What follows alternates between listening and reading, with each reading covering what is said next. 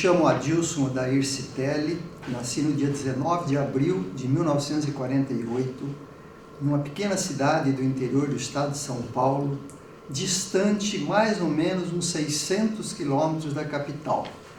Ali eu passei a minha infância, a adolescência e só saí definitivamente em 1967, quando então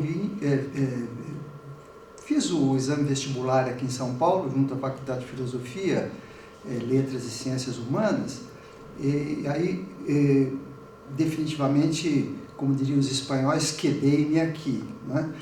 Agora, essa cidadezinha, uma pequena cidade que tinha ao tempo uns 6 ou 7 mil habitantes, de sorte que imaginem vocês o que era viver nos anos 50 numa cidade de 5, 6 mil habitantes. Era uma espécie de estar num mundo sem fim, infinito, porque tudo era aberto, quer dizer, para todos os lugares que a gente olhava, via-se o fundo, via-se o horizonte. E esse estar olhando para o fundo, estar buscando o horizonte, no fundo acabou se constituindo um pouco parte da minha própria trajetória ao deslocar-me para São Paulo. Quer dizer, caí numa cidade gigantesca, um jovenzinho do interior, que não tinha nenhuma experiência, digamos, além da sua própria rua, ou 2 ou 3 ruas para frente, não é? Que tem que pegar um trem, obviamente isso é uma figura de retórica no mundo atual, no Brasil, mas peguei um trem Maria Fumaça, daqueles que eram tocados a lenha, e de 12, 14, 15 horas depois estava eu na Estação da Luz, digamos, mais perdido que cego em noite de tiroteio.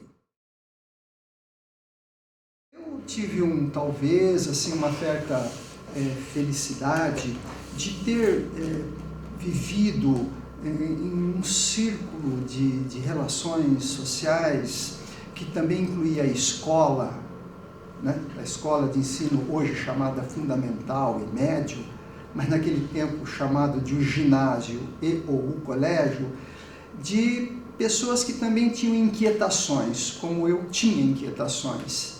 Algumas inquietações eram difusas, eu não conseguia saber exatamente qual a natureza dessa inquietação.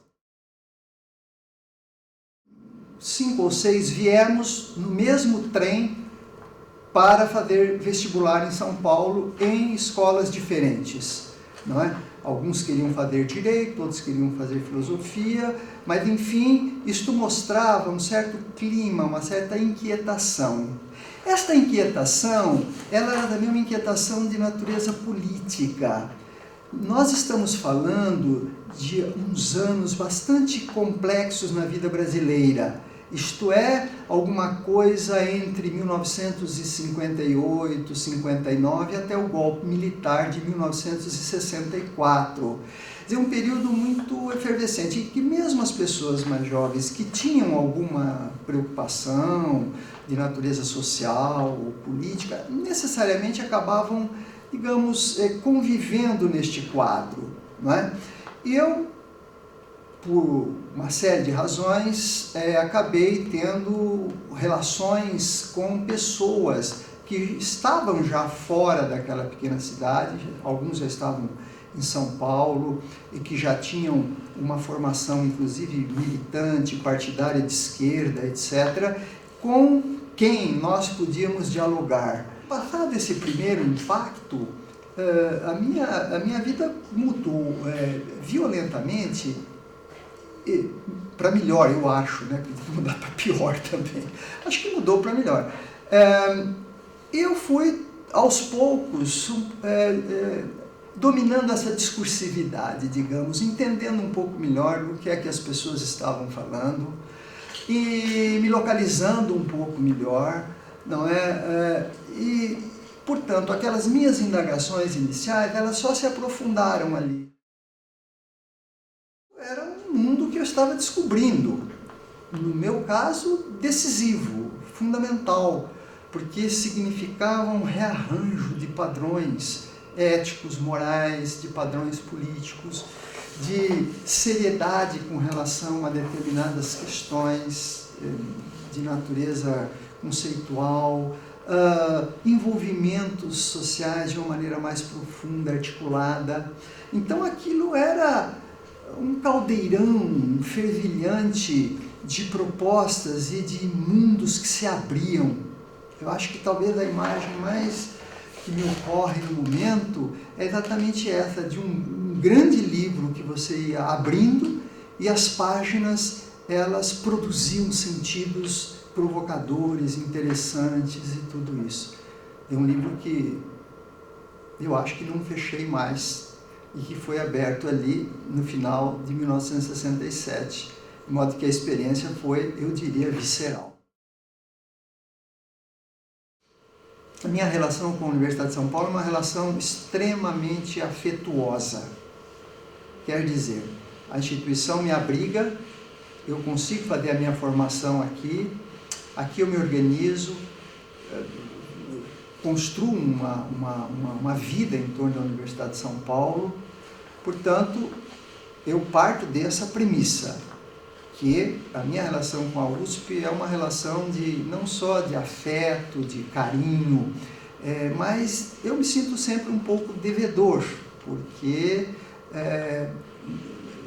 me foi uma instituição sempre extremamente generosa. Com todos os seus problemas, se trata aqui de minimizar ou fazer o canto dos alegres, não se trata disso, mas de um reconhecimento público, porque esse é um depoimento público, então eu preciso publicamente dizer que eu tenho uma relação decisiva com a Universidade de São Paulo, porque a minha formação se tornou possível aqui e só seria possível aqui.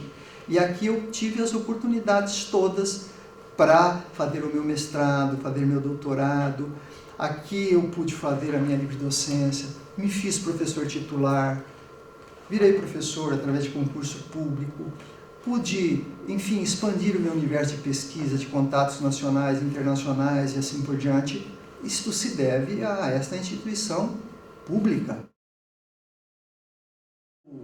Me tornei professor da ECA em 1986 para 87, porque eu fiz concurso em 86, mas comecei a trabalhar, na verdade, em 1987. Esse concurso, naquele tempo, existia uma disciplina que se chamava Comunicação Linguística. E, enfim, houve um concurso público, várias pessoas concorreram, e esse concurso foi feito junto ao Departamento de Comunicações e Artes. Então, eu, pessoalmente, ali pelas tantas, comecei a me interessar muito por essas questões, porque isso envolvia um problema que eu vinha estudando, ligado à questão do discurso, formas de manipulação discursiva, relação linguagem e poder, uma série de temas que me interessavam, até porque eu vivia num país que pedia esse tipo de leitura e interpretação. A ditadura institui um discurso único, não tem outro discurso. Você não pode contrapor isso, pelo menos num terreno visível, né? Não tem nenhum canal de televisão para mostrar a oposição real, não aquela inventada, a oposição real. Não tem nenhuma cadeia de rádio que possa fazer isso. Quer dizer, havia, portanto, um problema de um embate simbólico discursivo violento. Quer dizer, a ditadura construindo os seus valores, construindo os seus conceitos, difundindo isso através da mídia e tal.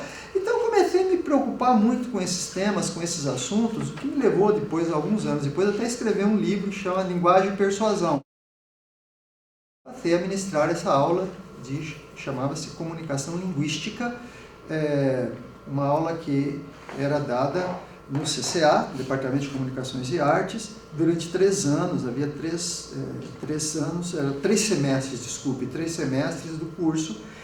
Era uma disciplina ministrada pela professora Maria Aparecida Bacega, pelo professor Platão Savioli, Roberto Savioli, o professor Danelon e eu. Éramos 4 professores na disciplina, porque naquele tempo o Departamento de Comunicações e Artes era o departamento do ciclo básico. Então todos os alunos da ECA, todos, música, teatro, todo mundo passava por lá. que eu considero o ponto mais forte da ECA é aquele ponto que traz desassossego para a escola. Que ponto é esse? É o ponto de que nós vivemos numa escola de comunicações, podemos até colocar no plural realmente, e artes. Ninguém acredita por aí, pelo mundo afora, que há uma escola, quando a gente fala fora do Brasil, esses congressos e seminários e cursos que vamos fazer pelo mundo afora, ninguém acredita que tem no Brasil uma escola que tem ao mesmo tempo um curso de música, um curso de teatro, um curso de cinema, um curso de teoria da comunicação, um curso de jornalismo. Ninguém acredita. Vocês sabem que isso é um modelo único aqui. Bom, então eu acho isso o mais rico. Ao mesmo tempo mais complexo, porque há um problema nessa relação que não é de hoje, não é de ontem, não é de anteontem, desde que eu aqui entrei, eu acompanho esse debate entre, muito bem, somos uma ou somos duas? Nós vivemos a unidade na diversidade. Isto é, nós vivemos numa unidade diversa. Esse talvez seja o ponto mais forte. E por isso é paradoxal. E por que é o mais forte e paradoxal? Porque vivendo a unidade na diversidade, nós teríamos, e agora eu estou colocando tudo no terreno do possível, é tudo no terreno do possível, nós poderíamos ter um exercício didático, pedagógico, de pesquisa muito inovador, motivado por procedimentos transdisciplinares, sobretudo transdisciplinares, isto é, movimentos que pudessem cortar esta riqueza, esta tal diversidade a que me referi. É dizer, isto é um problema, é um problema, é um paradoxo também, porque a gente não consegue fazer isso, pelo menos não consegue fazer no nível que gostaríamos de fazer. Quer dizer, ou seja, promover uma dialogicidade mais radical entre a diversidade e a unidade. A ocorrência, eu diria, mais dramática, que é aquela que vem com o incêndio da ECA, que ocorreu no dia 2, na passagem do dia 1º para o dia 2 de outubro de 2001. Esta é dramática porque a nossa sala, quer dizer, a sala da professora Bacega, minha, do Platão, e naquele então já da professora Maria Luiz Motter, foi um dos centros do incêndio. E aí foi realmente dramático, porque eu e os outros colegas, todo o nosso material de pesquisa estava dentro da sala. Mas não só o material de pesquisa. Os computadores com tudo dentro. Mas não só isso. Porque alguns diziam, pô, vocês não tinham backup? Tinha backup. Só que onde estava o backup? O backup não estava no cofre do Banco do Brasil. O backup estava na sala, guardada num determinado local. E mais, eu havia terminado de fazer o meu concurso de efetivação na ECA. Eu tinha todo o meu material em caixas, com tudo que eu fiz ao longo da minha vida até ali, quer dizer, na minha vida acadêmica. Isso tudo guardado, isso tudo foi destruído, não sobrou absolutamente nada.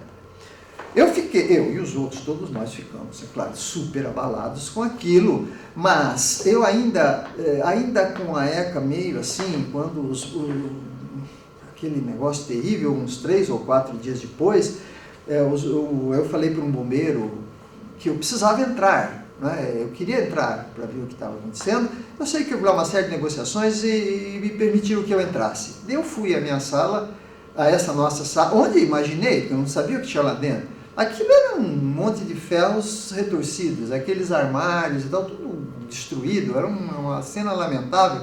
E o que tinha sobrado estava uma meleca, que os bombeiros, evidentemente, jogaram água para apagar o fogo. Eu olhei aquilo, me deu um desespero, um desânimo. Eu falei, como é que eu vou remontar isso tudo? Eu, assim, numa coisa tal, eu comecei a mexer num monte de coisa queimada e tal, e ao levantar um tampo lá, eu encontrei as pastas, porque eu tinha umas 8 ou 10 pastas. Essas pastas com documentos dentro e depois folhas que remetiam a coisas externas. Consegui recuperar uma meia dúzia daquelas pastas com alguns documentos. Eu as tenho até hoje na minha sala. Imaginem, passado todos esses anos, se vocês forem lá, vocês vão sentir cheiro de fumaça nesses documentos. Coisa assim impressionante, incrível. Por que eu gosto de ser professor? Eu tenho 64 anos. Eu poderia me aposentar desde o ano de 2003.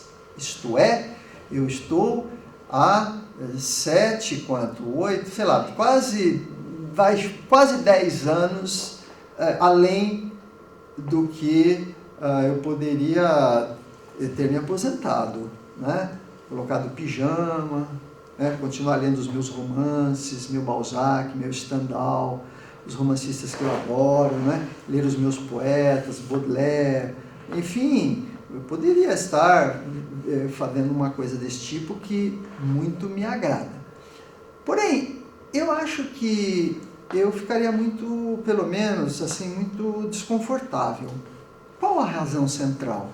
A razão central é que eu acho que eu me renovo muito nesse processo. Eu realmente não posso deixar a quarta-feira de noite para outra coisa, senão para aula, porque isso realmente me anima muito e eu gosto demais disso. Então, acho que é um processo, eu diria, de humanização muito intenso esse na relação entre alunos e professores. Deve ser um processo de humanização muito intenso, porque as pessoas se expõem demais. Elas necessariamente têm que se expor demais. Porque o ato de aprendizagem, o ato de formação, não é apenas, como se imagina, erroneamente se imagina, um ato de formação intelectiva. É um ato de formação afetiva. Aliás, se você desprega a formação intelectiva da formação afetiva, é possível que algum problema aconteça lá na frente. Eu espero que a ECA, no futuro, consiga aproximar mais este plano da diversidade com o plano da unicidade, da unidade. Isto é alguma coisa pela qual eu já briguei aqui, inclusive, bastante, tornando possível movimentos interdisciplinares, transdisciplinares, entre áreas e tudo isso. Então, este é o meu desejo de felicidade para a ECA, é que em algum ponto lá na frente ela possa, ainda que mantenha, digamos, este movimento como está hoje, com seus departamentos, faça a diversidade convergir mais para a unidade.